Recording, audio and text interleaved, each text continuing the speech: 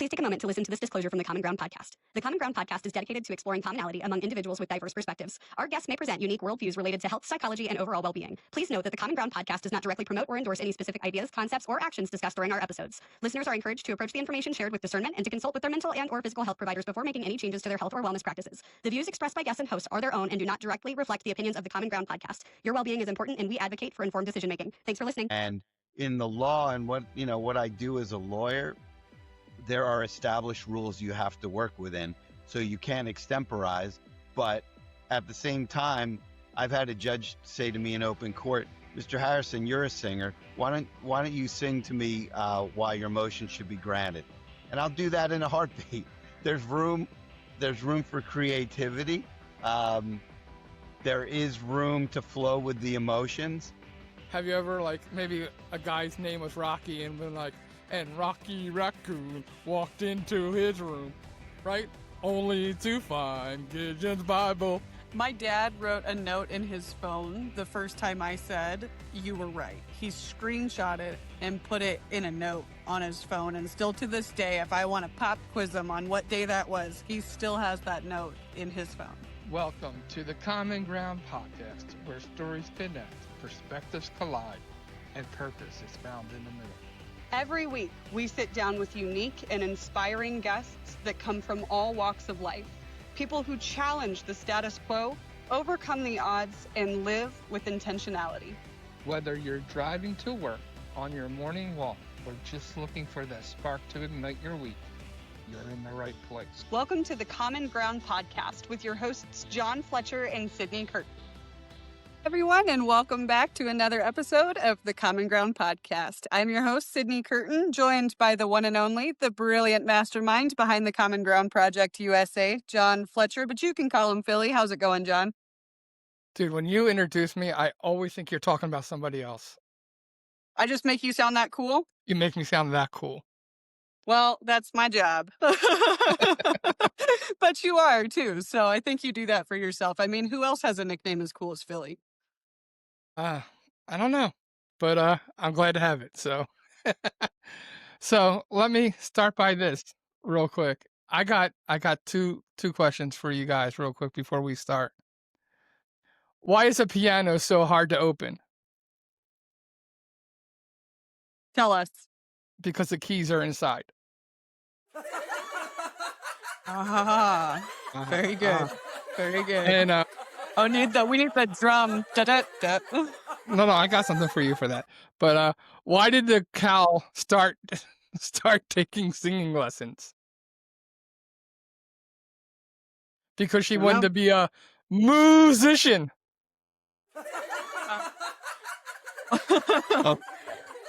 Oh, Dad, we're mortified. All right. Well, let us know in the comment section which favorite dad joke of the week is yours. Make sure to put it in the comments below. John and I are very excited to welcome a very special guest. Today we have with us Mr. Eric Harrison. Eric, how are you? Wonderful. I appreciate you guys having me on. Absolutely. Well, we're really looking forward to this one. And for those of you who don't know, our brilliant friend and guest here today, Eric Harrison is a lawyer by day and a songwriter by night, blending sharp wit, honesty, and heart into his music. His album Bittersweet released on September 5th, which captures the tension between logic and emotion, the courtroom and the creative, with the kind of storytelling that's equal parts Jersey grit and poetic grace, if you know what I'm saying. It is now available on all streaming platforms and limited edition vinyl. So we are very excited to have you today. Thanks again so much for being here. Thanks for having me, guys. Wow, that is an impressive resume as far as your music is concerned. And you don't just stop at music, right? The music is, I would think, a very high pressure, kind of position or, thing that you do.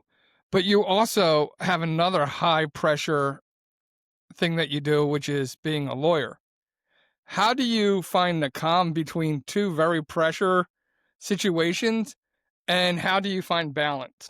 Well, the pressure, music was high pressure for me in my 20s and 30s and maybe the early part of my 40s when I felt a compulsion to achieve material success and accolades and advancement and popularity in the conventional sense.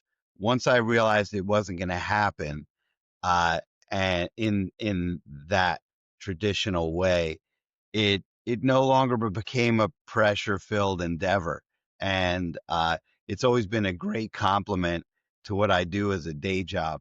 I had I actually had a friend, a lawyer friend, ask me today if you could if you could spend your year touring and making music instead of practicing law. I think I know what your choice would be, Eric. And I told him you're wrong.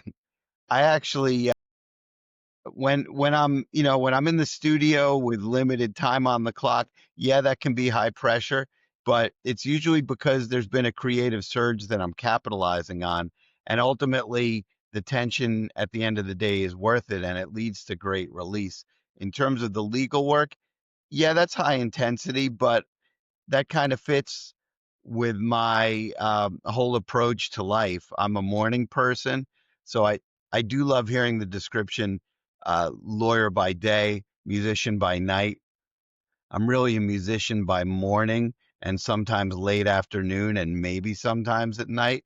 I'm a very boring suburbanite lawyer who loves his work, and the music gets fit in on the free time naturally when the creative spark hits. And the way I navigate the pressure is like anybody else has to organize their lives. Like take the stuff that gives you joy, allot time for it as much as you can, and if you have to put it off, so be it, but take good notes to use when you can get back to it. Yeah.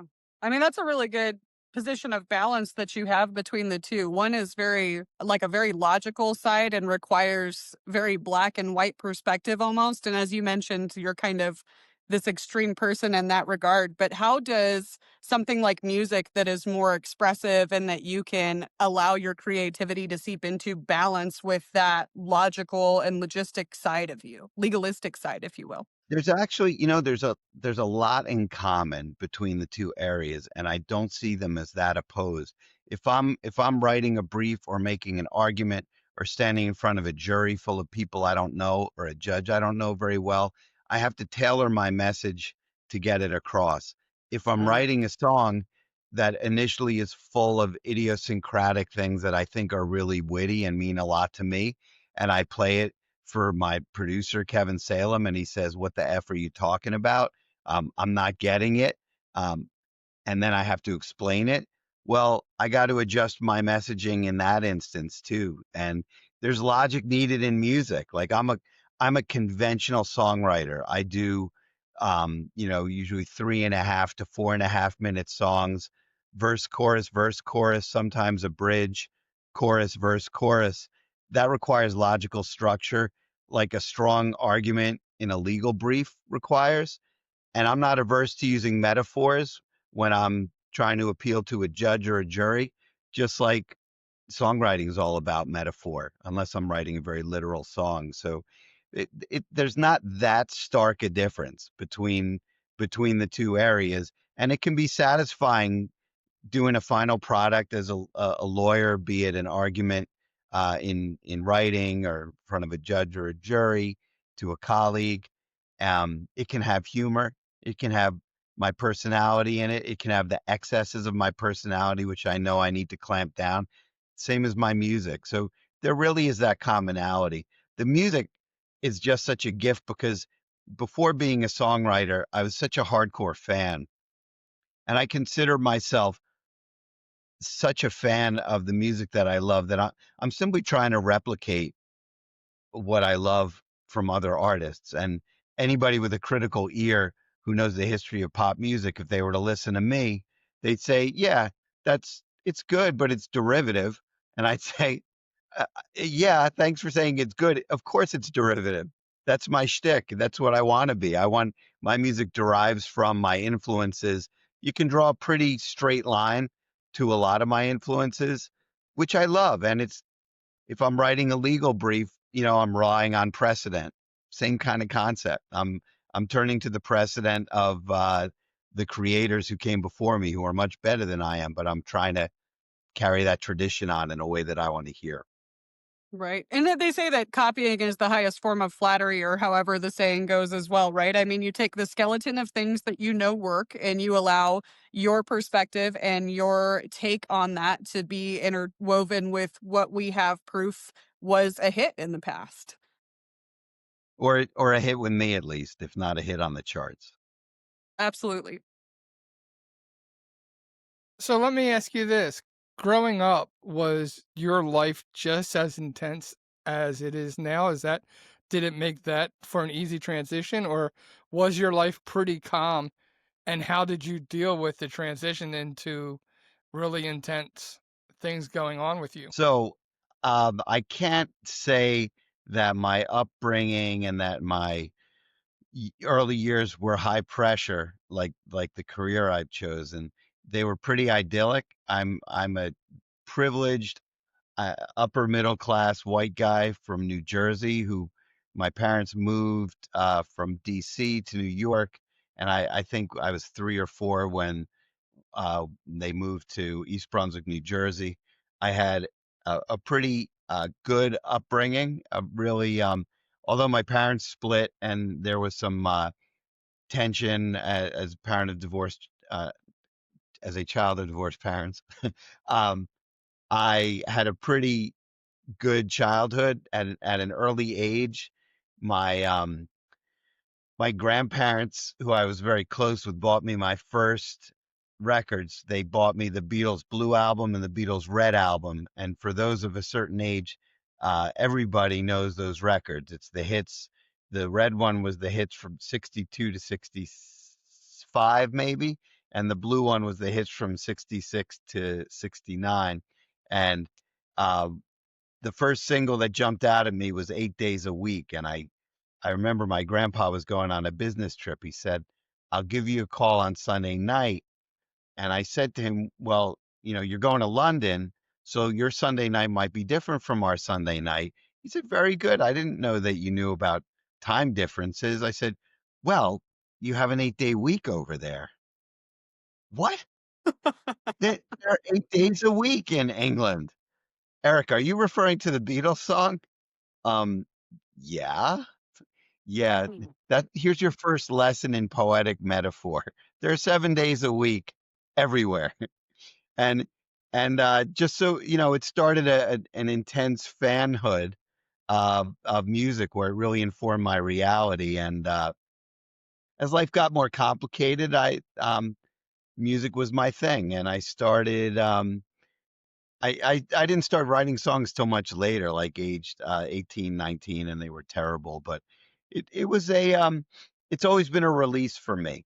And the only time it was ever a high pressure thing is when I felt like, oh, if I don't get signed to a record label, if I don't get to play this big gig, then I'm a failure, and why do I bother? But over time, my perspective towards it has shifted. It's something I feel I need to do. And that and my day job is something I selected, which also fits my taste and my personality. And yeah, there's high pressure, but it's high pressure I embrace. We only get one time around, so why not do something that makes you feel like you're pumping on all cylinders? So the music can do that, the law can do that too. There's some people that say that law is deliberate and intentional and legalistic, and that art is more free moving. How do you blend the two, and the influences that you draw your inspiration from in a music capacity? How do you describe what those takeaways were from those artists that inspired you to make the music that you do today? How do those two correlate? Well, if you listen to a Tom Petty song, one of my heroes, it's intentional and deliberate. You understand the structure of it. You understand the instrumentation. You understand the melodies. He's working within a set of rules that have been created by others because it works. And he created some of my favorite music of all time. If you listen to Tom Waits, it's like um, absolute tumult at the wrecking shop where you have no idea what's coming next. Or Mhm. Lou Reed and the Velvet Underground, or even Joni Mitchell when she was making jazz records. So, like within the realm of music, there is room and need for an orderly approach depending on what language you're speaking in. And in the law and what I do as a lawyer, there are established rules you have to work within. So you can't extemporize. But at the same time, I've had a judge say to me in open court, Mr. Harrison, you're a singer. Why don't you sing to me why your motion should be granted? And I'll do that in a heartbeat. There's room, there's room for creativity. Um, there is room to flow with the emotions. And indeed, like if I stand in front of a jury or a judge and I come off as somebody who's just doing his job and who views it technically and isn't really an advocate, who doesn't have a core of belief in what he's doing, I'm not going to be as effective. So I can throw my heart and soul into both areas. I do agree that if I weren't able to do music, I would be frustrated as hell because there's room there for metaphor and poetry that you rarely can crowbar into your work in a field like the law. But there there's still opportunities to be creative in your approach in both areas. And people who go off who are undisciplined in music, especially in the modern age with current recording techniques, like the kind of music I'm making now, if I had heard that 20 years ago, if somebody had, come back from the future and played it for me, I would have thought, wow, I'm going to be signed to a major label with $1 million recording budget at my disposal because these sounds and this instrumentation, this is really professional music. That can be done almost on a laptop now. So, one of the challenges of somebody making music in 2025 is holding back and not doing all that you can do to gussy up the music to impress people and really using a less is more approach when it's called for. So there are parallels there. Well, that's funny because my next question, and I'm gonna change it slightly, was going to be, does either do they cross ever and kind of go into each other? But you kind of answered it about like singing the thing to the judge. I was gonna say, have you ever like maybe a guy's name was Rocky and been like, and Rocky Raccoon walked into his room, right?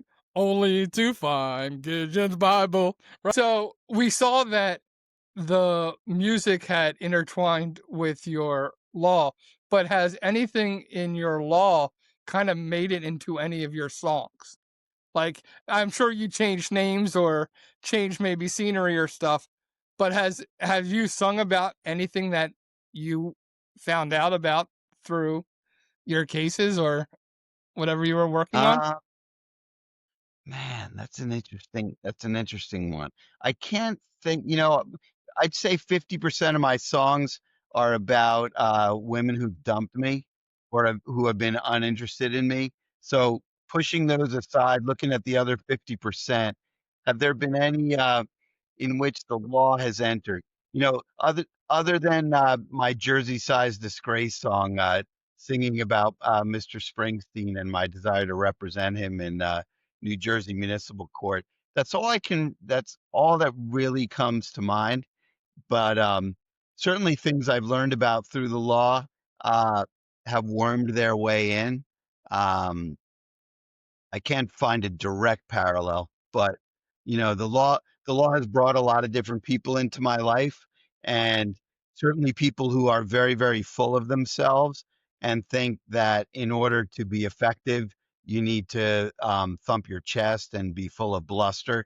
Those people come under fire a little bit in the songs that I write because life's too short and you need to have some modesty and humility no matter what your profession, no matter what your position in. When you said that 50% of your songs were about women that have dumped you, all I could think about was Taylor Swift references. And I decided to not insult you on that level or capacity because we went from Tom Petty. I'm not going to like pivot to T Swift. And just to be clear, I'm not a Taylor Swift fan in general, but that is the first thought that came into my mind. So I just had to state that for the I think Taylor Swift is great.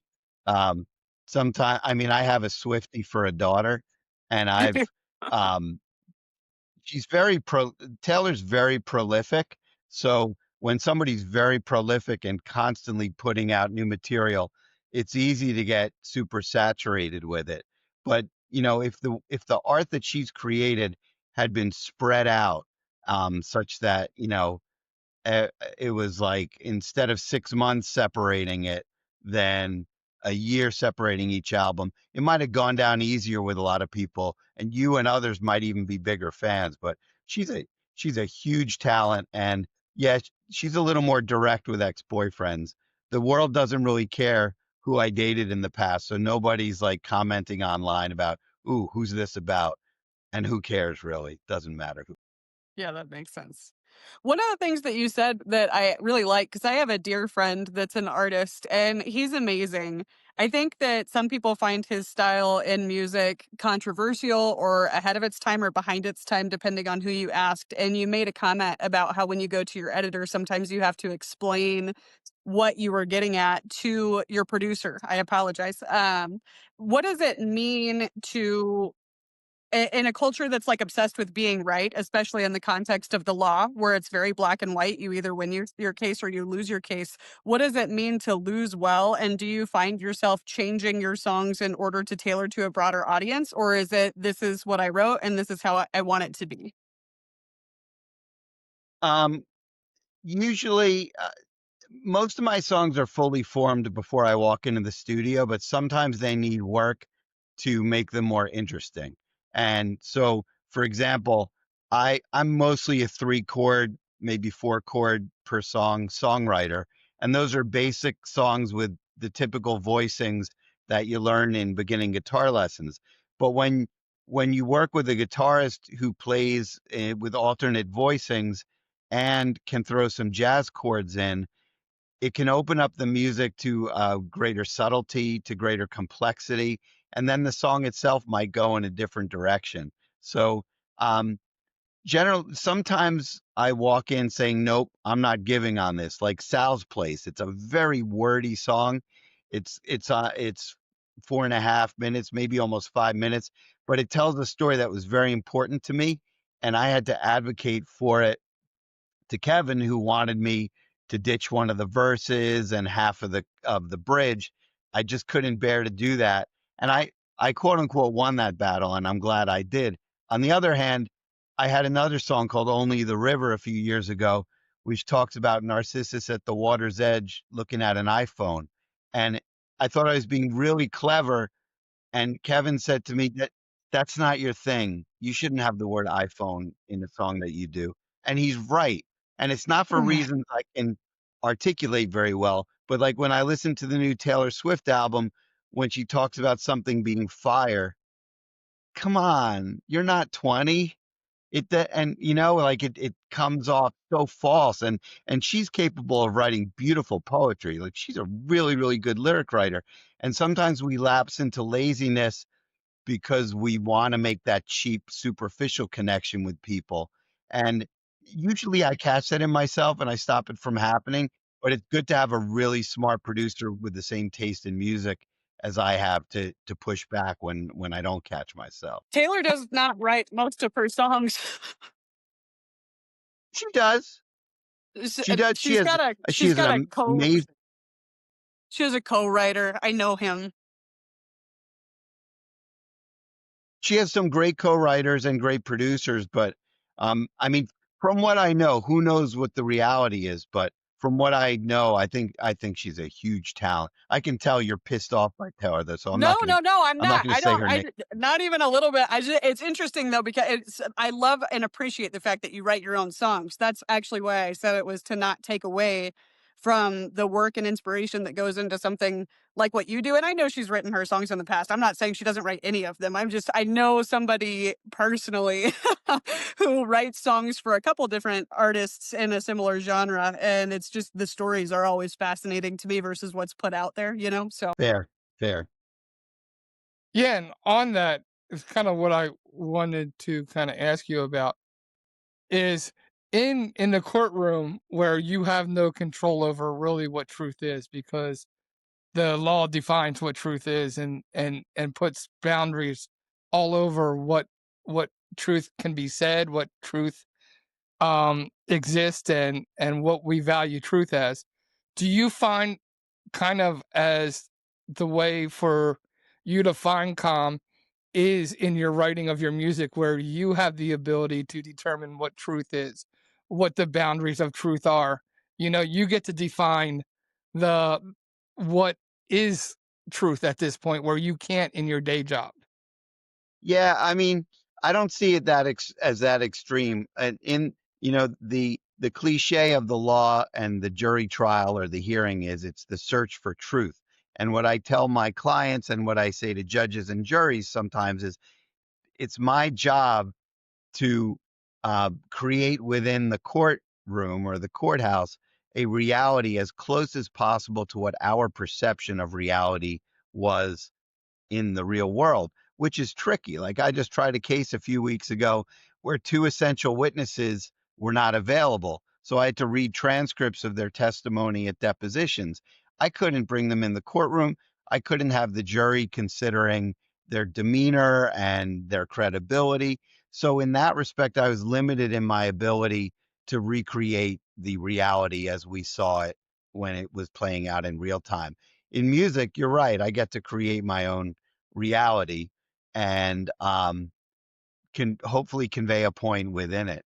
But it's both call on the need for creativity and the need to understand that your audience doesn't have an unlimited attention span, especially in 2025. But it's always been that way when I started writing in the 90s. Like you got to make a point, and if you're going to meander, you better have something interesting musically to keep the listener hooked. And it's the same thing when I'm standing in front of a jury. I tend to ramble, as you can tell. I'm a big talker, so I'll often put up a little easel of bullet points I want to address. That's a way of leashing myself and restraining myself and keeping it to those points. And same concept with the music. Create the reality, but tell the story and then get out. Because the more crap you add that's not necessary, the more you're going to water it down. And I kind of want to follow that up real quick with, in today's society, like it feels like we're in a courtroom where the every decision, everything going on in life is life or death, and it's being played out where the value I feel like of life is fragile because we've seen, the taking of different lives because we disagree with somebody. We disagree on truth and what truth is, and we disagree with you sharing your truth. So how do you balance that in life with, because I think you got this you have this awesome opportunity to create your own reality and escape the world that we live in. How does the normal person get to do that and escape that reality and try to stay grounded by creating their own reality? Well, I'm flattered because I'm a normal person. Like this is just my hobby. And everybody everybody has a way. Uh, Everybody has a potential path. And the fact that I'm a pretty good songwriter, I don't think it gives me authority to to tell people like, here's how you should balance things. But my overall view is the stuff that tears us apart, that we get into fights about when we're doom scrolling and there's smoke pouring out of our ears, or when we hear things being spun and falsehoods being propagated and everybody looking for clickbait. That's a small world. That's a sad small world full of people at their worst. And I guess the best thing is to realize like I discipline myself on social media. I go on there either to see what friends are up to and to stay in touch with friends or to promote my music. When I find myself falling in love with a reel, um, I want it to be a non-political, non-argumentative one. So I'll catch up on some great comedy that I didn't see the first time around. But as soon as the algorithm snags me on something in this win or a loss mentality, I shut it down because then I'm going to go deep and I'm going to get angry. And I mean, my overall view is we're we're here for a limited period of time. All of us are on Earth. Nobody here gets out alive. We're all here for a limited period of time. Don't don't get consumed by the little stuff. It's meaningless at the end. And that's why I keep making art, because I feel like while I'm here, I'm going to enjoy it. And it's aside from having kids, and hopefully they're good people as they have luckily turned out to be. Aside from having good kids, that's my legacy. And I think that cliche about thinking about what you want to be said at your funeral and working backwards and working towards what you want to hear, I think that's true. And just be that person. And nobody ever said, he really won that fight over that political issue. Who gives a crap? There's so many more important things. I like that. It's funny because people say that law is about facts and that music is about feeling or emotions, but it both of them start with listening is kind of the overarching theme that I've heard you say, is that they really do exist together, just in two different languages almost. What would you say are the three most important character traits that translate across both law and music in a person? Empathy, number one, absolutely. Um, the articulacy, the ability to articulate where you're coming from, where the other side is coming from, and passion, I'd say, just pulling it out of the air here. You really, you really have, it's not a matter of selling it like a salesperson would sell it. You have to get inside the mind and the heart of the person on whose behalf you are advocating to demonstrate why this is important. If you were writing a song that would be the legacy you want to leave to your kids, what would you entitle it, and what would be the main source of what you want them to know? Well, I've done that. I wrote a song a few albums ago called "Live Before You Die," and that really, so I, it's a great. The song came into being in a really beautiful way. So it was the early days of COVID, and the first death of a famous person that I cared about, that I had heard about and cared about, was John Prine, who's one of my favorite songwriters of all time. John came down with it early, and it was like April 14th or something, 2020, that he died. And people who to know John Prine is to love John Prine. Bob Dylan was a huge fan. Others, he's a songwriter, and he was also just such a beautiful human being. Some people, their music is different. Their music persona, their artist persona, is different from who they really are. I'm sure, Sydney, you would say that about Taylor, and probably she is. John Prine was this dude. I mean, he wrote and sang like he talked and he thought and he felt. And he was just a wonderful, beautiful human being. And when things were getting crazy and the lockdown occurred and it was prolonged, Kevin, my producer, said to me, I have an assignment for you. Write some John Prine songs. It's your best way of mourning him. And I wrote a bunch of songs which tried to be like John Prine songs. And this song, Live Before You Die, uh, it ended up sounding more like Ray Davies and like the Kinks, of a sort of the type of song that the Kinks would close an album with, like here's to better things, keep your eye on the prize, best of luck to you. And the song essentially reiterates, uh, things may get you down, but don't forget to live while you're here. Don't be so afraid that you're not going to go out and take a chance. And that would be the best type of message. Now, my kids, they're 19 and 22 now. They're just shy of the age when people start admitting that they care what their parents have to say. When they were little, of course, I was infallible. Then they got a clue and they realized I'm an idiot. And I figure by late 20s, early 30s, they'll start listening to me again. But, if I were to kick off tomorrow, that would be part of my message to them. And I think they'd eventually stumble upon it. And the fact that I was able to do it means a lot to me.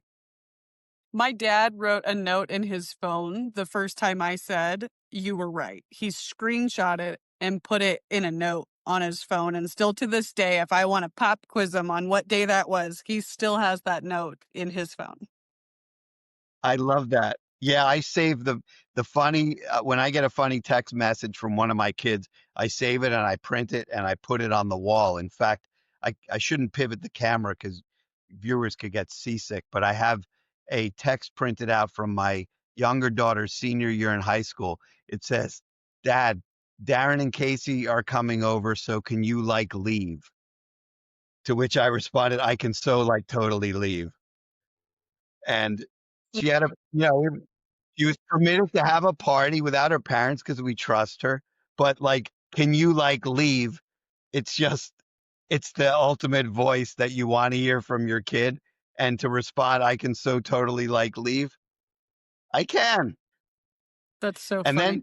then the PS when I got back at midnight, uh, she and her friends were on the front porch, and who knows? I mean, I did find some empty Fireball containers in the house, but everybody had rides home, so everybody was safe. And and I'm walking up the porch, and a couple of her friends who think I'm funny are looking at me and they were playing some music. So I was starting to move like I was going to do an embarrassing dad dance, and Jane, my kid's looking at me and the friends next to her are like, so I'm like, maybe I'll break into a song here, Jane. Like, no, that's okay. You can go inside. All right, I Friends will. are the worst. Friends are the worst. Mortifying my children has been really fun. And even though they're older now and they get less mortified or they're more inclined to just walk away, still, whenever I see an opening, I'm going to do it. What else are dads Uh, for? and I think we're all three of us I know on this are pretty blessed because I know Sydney's written a book and has done plenty of podcasts. You write songs. I've done a podcast, and each of this leaves a little legacy for our children, that they can come back and get to know us. And I think we're really blessed in that situation. But not everybody is and I encourage people to really find something that, they can leave, that their kids can remember them by and, photos and different stuff. You just released a CD or a new album, whatever we're calling them these days, because they're no longer CDs, are they? They're they're just on. An album is a collection. It's a collection of songs. So the format, see, I did print CDs for those. Some people at my shows still have CD players. I pressed it onto vinyl. Surprisingly, a lot of people are into the vinyl. At least in my world, it's surprising because I'm not a Brooklyn hipster. I'm a middle-aged suburban professional, and I'd say I've sold about 30 albums to people at the few shows I've played, and if I were really to make a push for it, I suspect I could unload some more, but it's great having the physical material. I remember growing up and listening to albums and being like, man, it's always cracking, it's always, skipping, it's doing all this kind of stuff. Dude, I would go back to it in a heartbeat because the music sounded so much better off of an album. Yeah, I mean, part of that could be nostalgia because with current mastering techniques, you can push a button when you're mastering it to make the sound warmer as if it were on a record. And if you were to play a record on a high quality turntable and the digital version of that with that button having been pressed in mastering, it'd be difficult to tell them apart. But generally speaking, you're right. There is a warmth that came. It also might have been your listening environment and the fact that, there's this big debate in the music world about loudness, I should say, in the music production world. Like the the top, the extreme of loudness was reached in the 90s with the smash albums by Oasis, where everything was turned up so that it gripped you when you heard it on the radio. And it was very effective on the radio. I'm in the minority of people I know as Oasis fans. They're I think they have a handful of great songs, but musically, I'm not gripped by it sonically because everything's between like 10 and 11. And the thing about vinyl is that people, when vinyl was being pressed, when records were the end product, people were not as obsessed with maximizing how loud it would be when it came out of your speakers, mostly because radio would compress it so everything was roughly within the same volume area. But at your home, when you get the settings you like, the quiet parts would be more powerful because there would be more of a contrast with the louder parts. But yeah, it sounds great on record. Yeah, I like that. What would you say to somebody that was like an aspiring artist or that didn't know maybe how to start or maybe that wasn't following some of the rules? Have you found that there are certain rules that are necessary to follow in order to be successful? If you're defining success based on, conventionally, like I want to grow my listening audience, I want to find a booking agent, I want to release records and get a lot of followers and streams, I'm not the person to come to other than saying, "Oh, here's a guy you can talk to who does that for a living, who's been in it himself." And I've met a community. I'm really impressed by how many people I've met who are willing to share. When I was younger, um, and people thought about success as getting signed. Everybody felt like they were in competition with each other because if some guy, I remember hearing this guy who actually lives in Philadelphia. His real name's Wesley Stace. He goes by John Wesley Harding. Really, really talented guy who got signed to a major record label in the late 80s. And he and I are similar. And I remember hearing him singing on college radio and thinking, oh, damn it. Like the field has been occupied now. And like, I'm not as good as this guy. I may be one day, but now it's too late because they've got their guy in this genre. And I remember thinking, oh, we're all fighting over that prize. But I mean, I was wrong then. I didn't know it yet.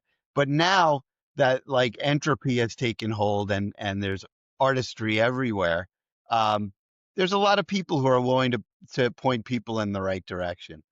But in terms of just getting your art out, um, my advice is just do it in whatever platform feels right to you. If you're a young person, TikTok you're probably a digital native and that comes easily. Otherwise, you can record on your own. You can find a producer, somebody who knows what they're doing. You can make an album on a laptop and it can sound wonderful. That's pretty cool, actually. I mean, like, I'm very musically inclined. I play like a little bit of piano. I play a little bit of guitar, nothing crazy. For a long time, I was a vocalist in two different music groups. Sometimes it was just fill in for a little while there. It was pretty regular, but never did we produce anything. And I barely know how to work my phone. But it is crazy how far technology has come in a way that it's so accessible to make these types of things and make them really well done with very limited resources for some individuals. And I love what you said too about how Yeah. people are more willing to help now than they were prior. I quite literally just made a post about that today. It says in business, competition happens at the bottom, the people at the top are collaborating. And it's true, like there's no gatekeeping these things anymore. Yeah, and like great art is its own justification. And something that touched on that is the Springsteen movie. I don't know if either of you saw it, Deliver Me from Nowhere, um, which just came out about this time in his career when he was kind of shrinking from the spotlight. He recorded new songs on a little 4-track recorder that went to a cassette. And I used to do that. And really it's just a different way of getting it forward, whether it doesn't have to be high tech. You can still put it forward. Still do it really well, absolutely. All right, dude, we could go all night long. I love having conversations like this. It's such interesting to meet different professions, and I really respect the music profession and even a lawyer. My middle daughter is studying to be a lawyer, so Excellent. um, I'm really always interested in hearing from lawyers and their perspectives on stuff. But if you could go back to any point in your life and tell yourself something, what what time period would you go back to, and what would you say to yourself? Oh, that's easy. I would go back to my frustrated self in my 20s. I'd say uh college and law school. So like maybe 20 through 23. And I would grab myself by the shoulders and say, stop being so uptight, stop worrying so much. It's going to work out fine. Just generally speaking, with your art, with your life, with the people you care about, you'll have you'll have some tragedy to endure like everybody does, but there's going to be a lot of joy and a lot of great stuff ahead. Don't take stuff so seriously. And when Bob Dylan sings, I was so much older then, I'm younger than that now, in the song My Back Pages, I mean, those lines pack a wallop. And once you let go of the little stuff that you think is so important, life becomes a lot better. That's the advice I'd give myself. Love it. Love it too. And that's going to bring us to our key takeaway section of the podcast. Key takeaways. So, Excellent. yeah, for me, it was very interesting just, you know, being able to find calmness, always just, no matter how intense life gets, to take the time and to find something that you really find pleasure in, can ground you, can bring you back to reality. Because everything that, especially in this hyper intense world that we live in, everything is so, like life, live or die, everything's gonna, like, oh, the world's gonna end type of stuff. You need to find stuff that's gonna ground you. You need to say, you know what, the world really isn't going to end tomorrow, and whatever decision happens, and even if I disagree with it, or whoever's saying whatever and I disagree with them, tomorrow's another day. The sun will come out tomorrow, right? All Bet you true. a bottom dollar. So that is my key takeaway. That's a good one. I love what you said about not taking life too seriously. I think that so many people feel that they can't wear two different hats effectively.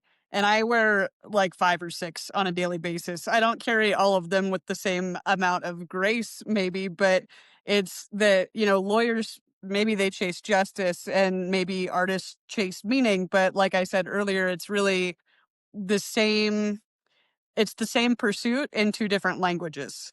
And so being able to find a way to merge those without them having to inherently have conflict with one another, I think can be something that all of our listeners can see value in too. You can do 2 different things. You can have something that is a source of income while have this passion. It doesn't necessarily have to monetize for it to contribute the same amount of value. But Eric, if people were listening to this episode and they got to take one key takeaway from our special guest today, what is it that you would want them to know and walk away with? About me or life generally? Everything that we've talked about, whatever you feel is on your heart. What do you want your I would, viewers and listeners to I would, know? I would, I'm no a great authority on anything. I don't know how to live any better than anybody else, but I like the expression, don't sweat the small stuff, and just realize that we're all lucky to live and breathe and another day, and to have people in our lives we care about and who care about us. If you make art, you're not superior to anybody who doesn't make art. Some people can get the same level of joy and camaraderie and give as much to the world on the golf course, at the diner over a cup of coffee. Just embrace every moment and realize that these are the good old days. At some point, you're going to look back at every day as the good old days, or at least a lot of days that you're currently living as the good old days. Stop and smell the roses while still getting done what you need to get done. Easy for a privileged upper middle class suburbanite to say. I totally get that, but help each other out as much as you can. I sound like such a frickin' hippie, but I mean everything I'm saying. I love that. And just to add on to that, you got to fight for your right to party. I that I concur with. In my case, I'm drunk after 2 beers, so I don't have to fight that hard. And mom and dad are not telling me to turn down that noise. I'm 57. They're not around. Oh boy. It's good to make yourself laugh. It is good to make yourself laugh, young man. Trust me, I'm some glad days you something. need to laugh more than He others. does. Well, that's an Eagles cap, right? Yes, You yes, that better isn't. frickin' know how to laugh if you're a lifelong Eagles fan. You better have a sense of humor. Hey, growing up, I had to have a lot of sense of humor, but I'm doing better Definitely. these days. Definitely doing better these days. Well, we love to hear our audience. Please tell us your takeaways, what stood out to you, what resonated with you. We love listening to your takeaways. So please comment below and let us know. And finally, that's going to bring us to our final segment, the final five. The final five. And for the first question is, who is your hero and why? Oh, I've had many. My first was Elvis Costello, certainly with relation to my music. He was my hero. He his two best albums, King of America and Blood and Chocolate, both came out in 1986 when I was really becoming who I am as a music fan, as a songwriter, as a young man who was going off to college. And the way he combined his heart and his mind, and he turned his frustrations and anger into beautiful music on two very different albums. Blood and Chocolate is more of an angry, jangling affair, and King of America is more of a lush, acoustic, um, Americana affair. Two brilliant albums. Elvis became my hero and my template at that point. And I tried to eschew it in later years because my singing voice is a lot like his. And I was annoyed by people saying that I'm just a Costello wannabe. But then I grew into thinking, yeah, I am a Costello wannabe and I'm proud of that. So he was my first hero. I've had others, but he was the most he made the greatest impression on me as a songwriter, certainly. Very nice. And that will actually tie us really beautifully into our second one, I think. You've listed a couple different artists that have inspired the way that your music has developed over its career. Who would you say of your inspirations is most like the music that you make today? Oh, it's such an amalgam. I mean, I guess I'd probably go with Tom Petty because I've been more and more obsessed with the Byrds kind of Laurel Canyon jangle brought up to modern levels. I'd say, more than half of my music would fall into the Tom Petty realm. The other half maybe John Hyatt, Elvis Costello, Bob Dylan. Um, I always feel bad. I always feel like I'm being somehow sexist and not mentioning a female artist. I guess there's some Joni Mitchell in what I do, but I got to admit I sing from a male perspective, so guilty as charged on that account. Right. What is one book or one quote or one saying, one verse or one song that you either live by, has meant the most to you, has had the greatest impact on you? My God, that's such a vast question. Um, a book I keep coming back to in the last 5 years is Marcus Aurelius Meditations. That makes me sound like Oh. um, incredibly pretentious, but I started reading the Stoics when When things started getting tough in middle age, I lost some friends. I lost my dad. I Some heroes turn out to be not what you thought they would be. I needed to cope with with big changes in life, and I have found reading uh, the writings of the Stoics to be very helpful. Most notably, that phrase "Memento Mori." Today could be your last, so live your life accordingly. And I default to that almost every day over the last 5 or so years. Mm, yeah, it's a good one to remember for sure. From your new album, what is your favorite song versus what has been your listeners' favorite song so far? Oh, excellent. All right, so I'm going to flip it over. See, I got it right here. Look at this shameless plug. Oh, I love it. I'm going to look at the track listing because I want to make sure I'm fair. I think I think my favorite song is Sal's Place because it's one of my challenges as a sensitive singer songwriter is to write a really upbeat, fun song, which may have a little, to the extent it has darkness, the darkness is overshadowed by the fun because most of my songs have a tinge of sadness to them, which is natural because that's kind of what I'm addressing. But Sal's Place is that rare song of mine, which is absolutely pure, sarcastic fun. And so that is my favorite. And it also, I think it gets the best reaction of live audiences. We haven't played out that much after we put out this record, but I'd say I've done 6 or 7 gigs, and Sal's Place is always popular, in large part because I always call somebody up to hit a cowbell. And every time you bring up a cowbellist and say more cowbell, people get into that. So there's been a happy alignment of my favorite and the fan favorite on that one. Mm, very nice. And if you could sit down and have a cup of coffee and a conversation with somebody living or dead, who would it be and why?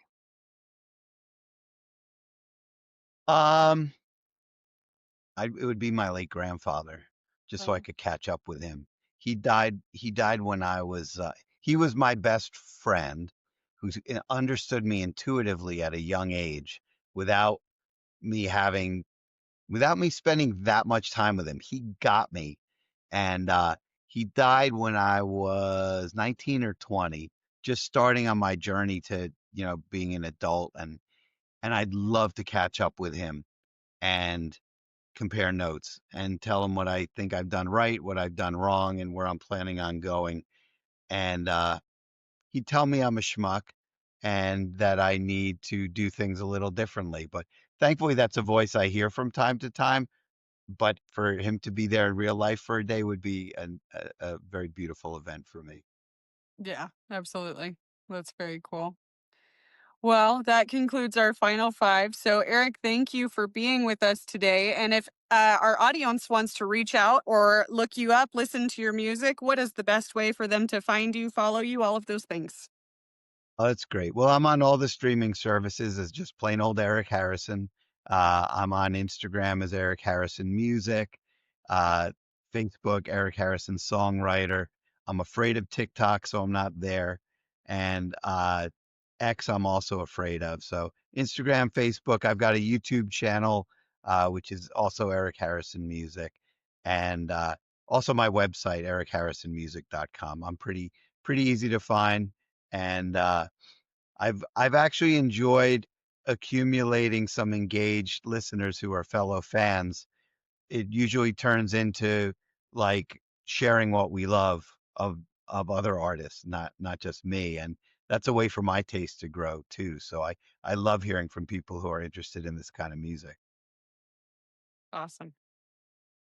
Awesome. And seriously, definitely want people to go out, check out your site, go check out your music, and definitely if you can go see him live, uh, get to a get to a show and support him.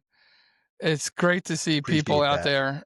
Like we got to keep up with the art and the music, and especially the people who aren't selling out stadiums and stuff like that.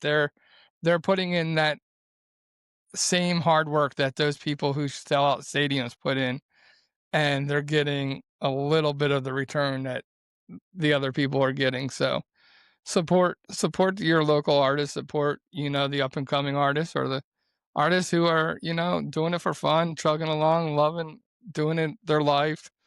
Go out and show them some love and support. And that's one of the things when I used to love, when I used to live in Myrtle Beach, I used to love going out and watching live music. It was one of the things I really found as a great pastime. And there's nothing like just going out and listening to somebody. So check out Eric, follow him, and support him. Remember, when we take the time to hear someone's story, it gives us the opportunity to find common ground. Thank you again, Eric, for being our guest today. For Sydney and myself, it has been our pleasure being your host, and you have been listening to the Common Ground podcast. God bless and good night. And that's it for today's episode of the Common Ground podcast. We hope you're leaving with a little more perspective, a little more purpose, and a whole lot more inspiration. So thank you for joining us today. We appreciate it. Thank you to our special guest. If today's conversation moved you, encouraged you, or challenged you in any way, don't keep it to yourself. Share it, rate it, leave us a review. Your support helps us reach more people who need to find their own common ground. So for John Fletcher and Sydney Curtin, we'll see you right here next week, same time, same place on the Common Ground podcast.